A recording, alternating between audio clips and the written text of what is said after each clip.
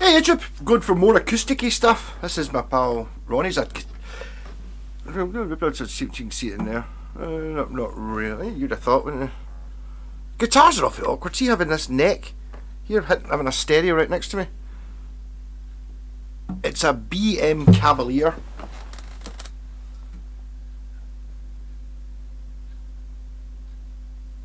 And you can sort of see it there, yeah.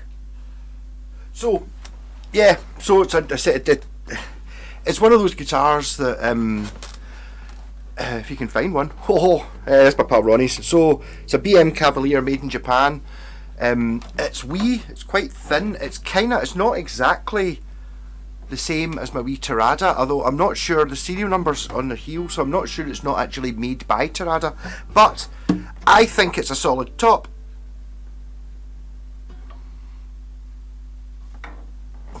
So that's pretty cool. So wee body, I don't know, again it'll be a Gibson-y type, not a Gibson, a Martin number, it'll be a 001 or a 006 or something, folk size. I do quite like, I have been playing that big Yamaha, the Yamaha Jumbo, which have been really annoying. So first I'm going with crazy with the light, but there we go. It is during the day, and it is really annoying having a window behind me. See if I put the seat there and the window there, I'd be able to use natural light. Also trying a new mic, made a bit of a mistake at the car boot sale, bought one which was in a Marantz box, like a £150 mic, and only a tenner. It's like pure. Looked at it, all the stuff there, brand new. This clip holder thing, the lead all in their bag, everything was there apart from the mic. The mic is some shady Temu thing, I think. But I mean, it seems to be working, I hope. I'll know that when I look back at this.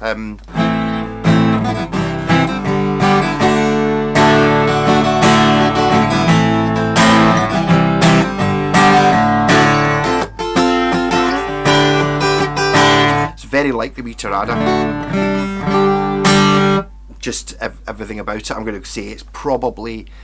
I'm going to say it's a little bit newer than the Terada. It's like early 70s. I think it's maybe late 70s, early 80s. Something like that. Not really sure. Doesn't stick out as being particularly interesting. Does have the...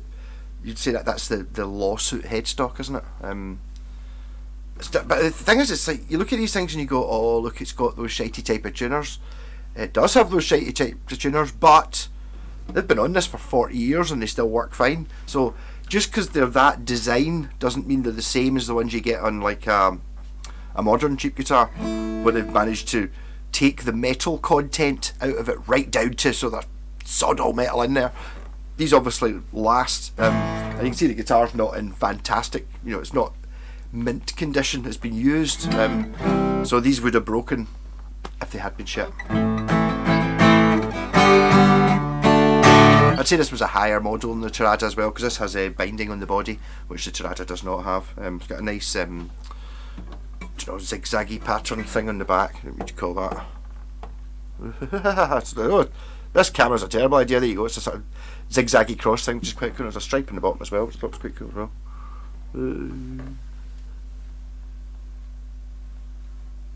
Yeah, okay. Bit inlay, just a little bit fancy. These things do cost money, so it might not have been that cheap. But again, this type of guitar will never exist anymore, because this is the type of guitar that you go into a shop and you play and you go, oh my god, that's amazing, I'll have that guitar. This is not one you look up internet forums for and look at spec sheets to see where it was made and all that shit. None of that matters. What matters is how well it's built. And this is built very well. Like, I would put this, see if you went into, I'm not slagging off Squier or Epiphone or whatever, but if you buy I'm thinking one of these, you're probably talking, I don't think you're going to be paying more than a couple $100 for it. At that price, you're talking about probably the entry level, whatever Squier, Epiphone, whatever one you're looking at. Now I know that acoustics used to be like £100, I think they're probably now about 180 or something.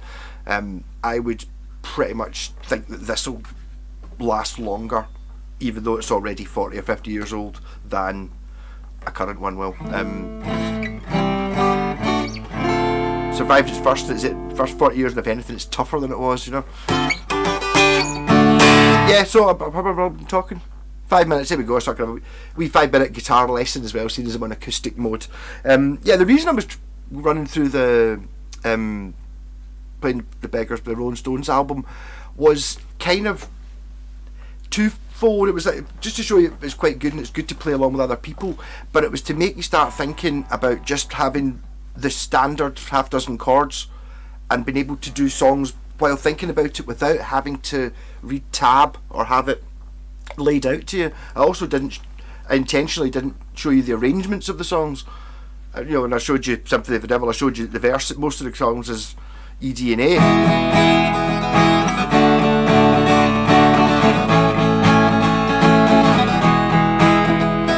Then the other bit's B.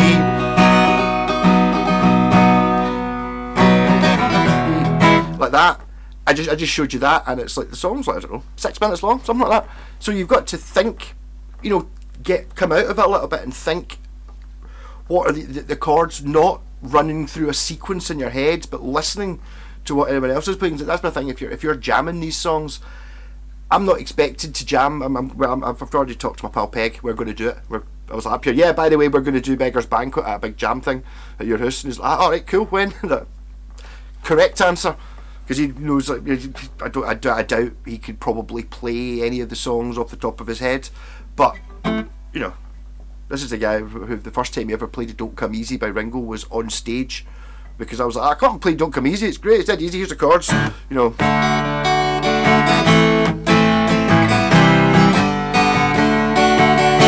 That, and he's like, aye, cool. So we were actually playing that in the Union. I knew him, but not that well at that point. So I was more thinking about it that way, and it's all that this, you know, the whole tab thing, and I was kind of trying to get away from the idea of learning impressive guitar riffs, because they don't impress me, if you know what I mean. I'm not really that bothered whether, if you could, you know, it's like the Stairway to Heaven thing.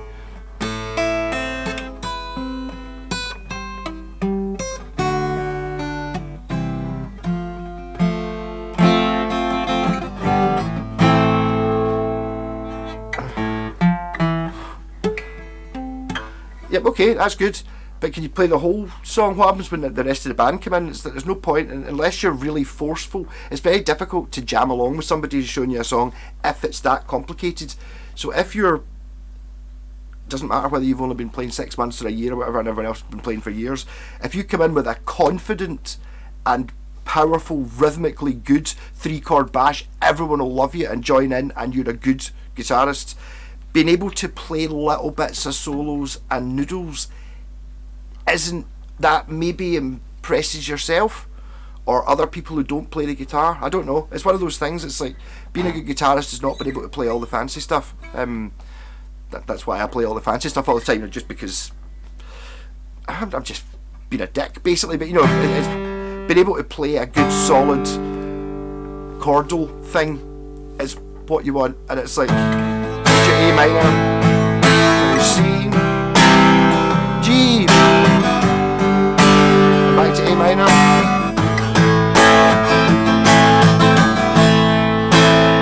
Like if you play 4 chords like that in a room, not just a room full of, you know, relatives and stuff who all think you're wonderful, I'm talking about just people who play the guitar. If you play that, anyone who plays the guitar is going to be like, oh, you got a bass? And then second time, oh, boom, boom, bum, bum, dum, and other guitars never will fit into it. Whereas if you're sitting kind of finger picking something that's impossible to, it's not something you can just say to somebody, it's A, D and E, go. D and E say, okay, yeah. E again, yeah. E this time, yeah.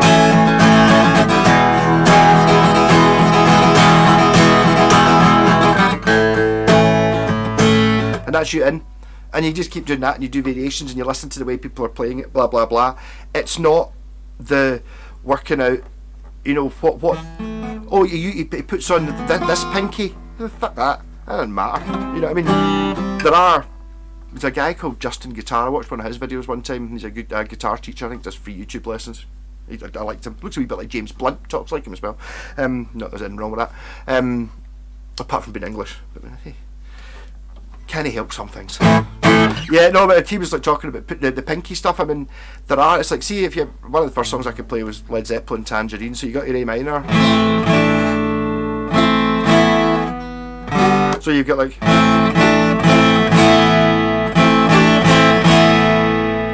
No, it's like, so basically it's just an A minor. You're putting that pinky on, and then you're putting it off, and then you're taking that one off, and that sort of thing. And also if you're on a D, it's always good to put that wee pinky on.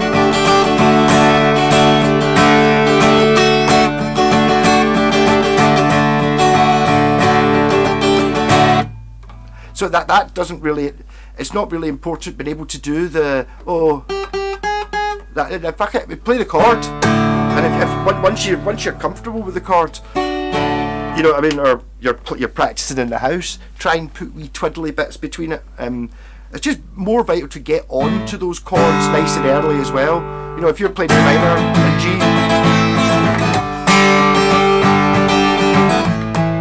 you've got to get the chord change.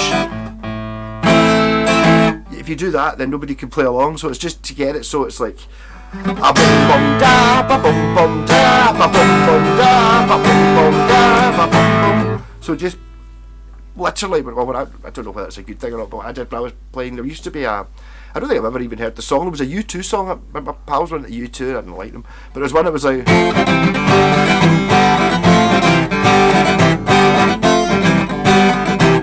And I like to play that just because it's dead easy. It's just F G. It was just F, C, and G. It might not have been those chords, by the way. I don't even remember. I think it was called Desire.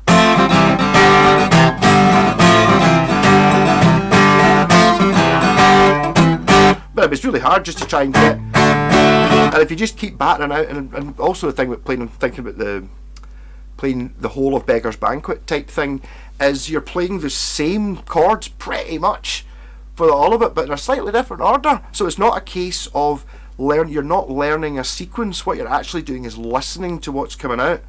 So you're not going, oh, it's 8 bars of 8, 2,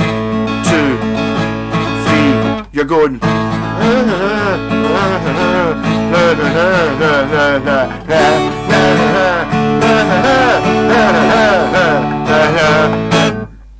You know, you're changing when it sounds, whatever melodies in your head or whatever you're singing changes to. You're not going 1, 2, 3, 4, 5, 6, 7, 8, 1, 2. Because the thing is, see, when I'm counting it and playing, it sounds like I'm going 1, 2. Whereas if I'm actually playing it, it would be more like a.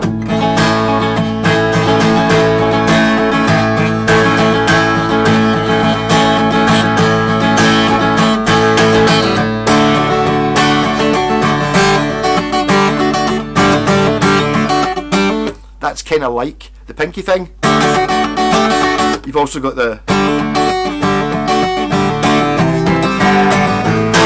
But you do that once everyone else has joined in. When you're and this works for if you write your own songs. Try playing some Creedence Clearwater songs. Proud Mary's really good for the fast chord change. By the way, I remember the chords.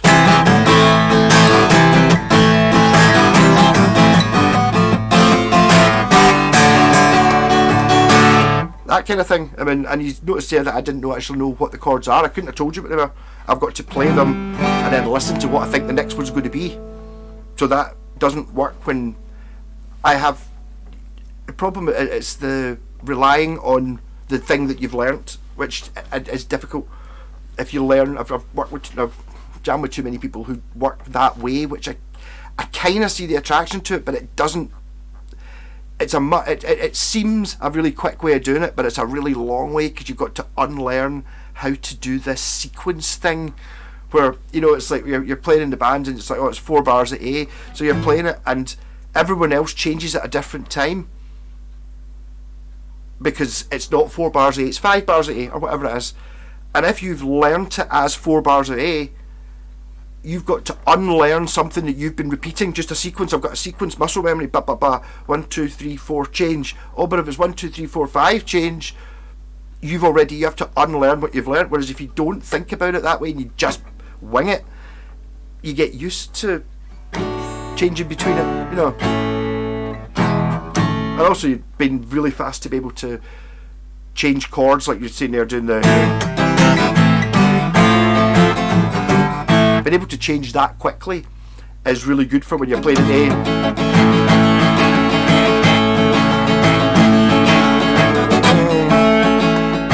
See, what I did was then I changed to D after 4 when everyone else was still playing A, so I was able to go, ah, there we go.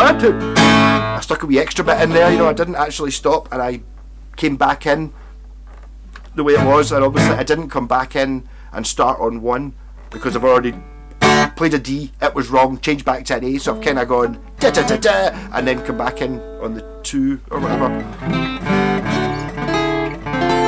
So there you go, 10 minutes of excruciating guitar lesson, which will make sense. I'm just thinking, and the backing track things as well. I'm not sure the back. I never found them that much use, backing tracks. A loop pedal or a drum machine is a little bit different because you can just have a click. The problem with the backing track is you're set to when you change in, if you know what I mean. There's always, you know, different bits and it's that learning the sequence.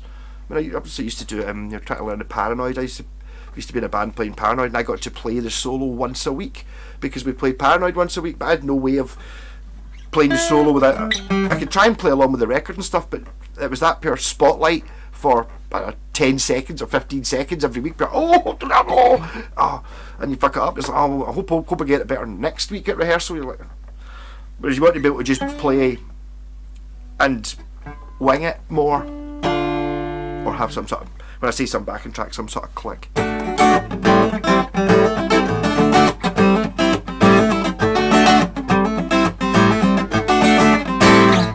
But again, right hand, strummy.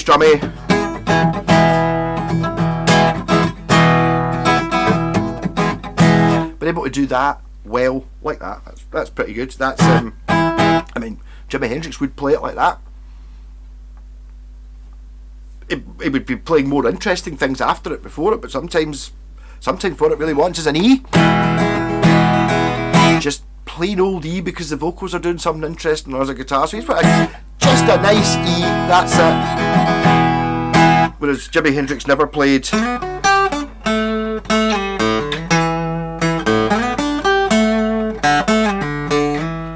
because he's much better than that, whereas just playing an E, yep, he would have played that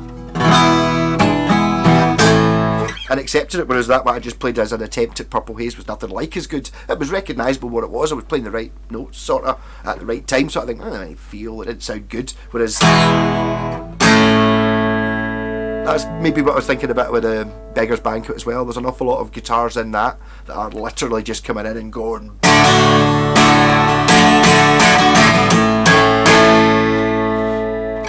and that's the best way of doing that.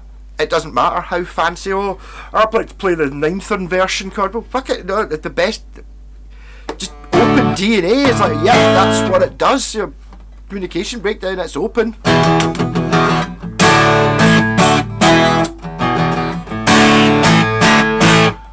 Which is just open chords. I mean, okay, you can play it in chord.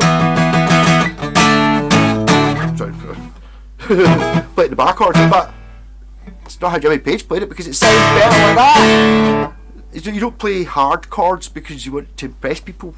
Well, that you do. You play hard chords you want to impress people, but you don't impress people. You impress people by playing D and A. Yeah, and then doing your blistering solo.